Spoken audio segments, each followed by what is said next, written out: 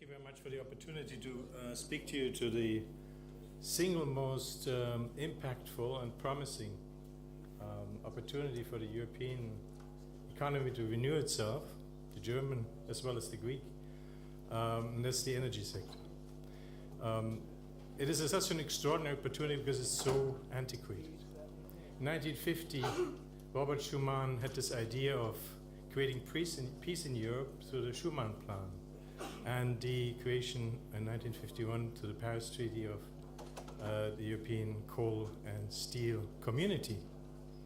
Powerful idea that European countries could share their coal resources and the steel resources, which after World War II regarded as the war-making capabilities, and by sharing and trading them would create peace. And the institutions guarding this have emerged into the European Union today and indeed helped shore up peace as we know it, as we cherish it. But we have come to a point where this infrastructure, this way of looking at the way we shore up our societies has ceased to be meaningful today. In fact, it's become highly risky.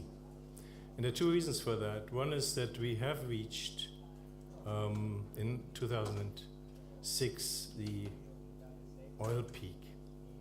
What Fatih Birol back then called the oil peak was the conventional oil peak. In other words, the oil peak of the conventionally easily accessible oil resources. And we since then have slid into the unconventional oil production, meaning deep sea drilling, tar sands production, shale oil, and so forth. Which also will come to an end. The new WEO suggests that by 2022, 23, 24, 25, we'll be hitting that peak.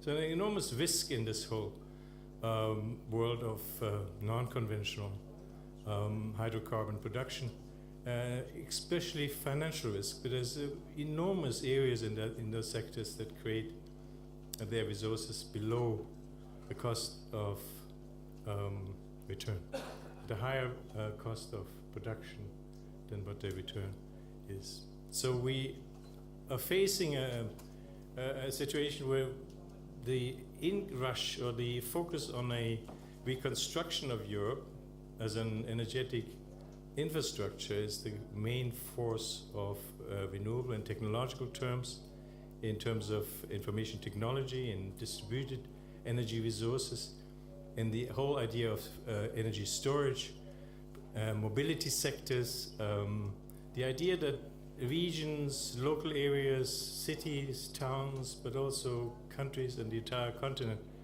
of Europe can be renewably powered has come to the fore to many leaders across Europe, but we are still suffering, I think, from the incumbent industry syndrome where that has become too slow. This year we have all become mindful of the fact that the heat waves, stratospheric heat waves in the Arctic have caused a disruption of the polar vortex. The fast jet surrounding the polar region, separating the cold and the hot air masses below. A rush of hot air came in, the 40-degree Celsius difference above the polar region, causing snowfalls out of season in May in the United States and Northern Europe and so forth. What does that mean? It means that the jet stream became destabilized. With a destabilized jet stream, the ability of distributing heat waves has been reduced. That means we experience for the first time a global heat wave and the prospects for a much accelerated, in fact, exponentially accelerated temperature increase. And these accelerations could lead to the release of massive methane and clathrate deposits in the Arctic and elsewhere. Melting permafrost creating nitrous oxide and methane, adding to a situation that would be entirely uncontrollable. It wouldn't be a 5-degree scenario, this would be indeed Stephen Hawking's 250-degree scenario. And it's not out of bounds, out of the range of imagination. That means we need to focus on the agricultural sector, the soils, the ability of the resource to manage and absorb CO2 from the atmosphere, find ways in which we reduce the already excessive concentrations of CO2 in the atmosphere. But it also, at the bottom line, it means that there can't be any other future than zero fossil fuel content.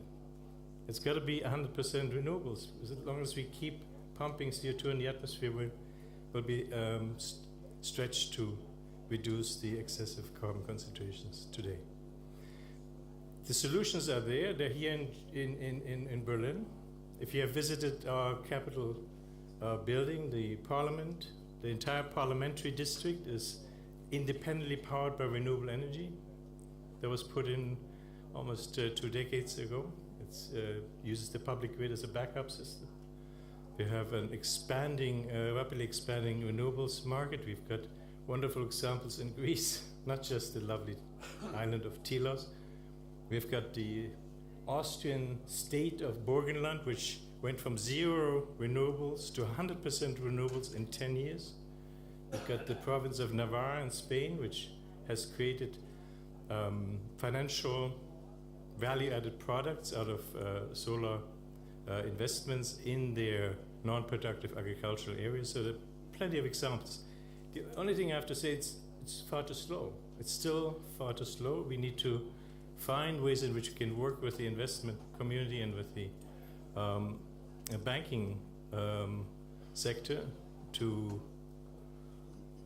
toxify, understand fossil fuel investments as toxic investments, and begin to divest from that sector and actively promote the seeking of the plentiful and much more diverse set of opportunities that exist in the renewables and renewables services sectors. Thank you very much.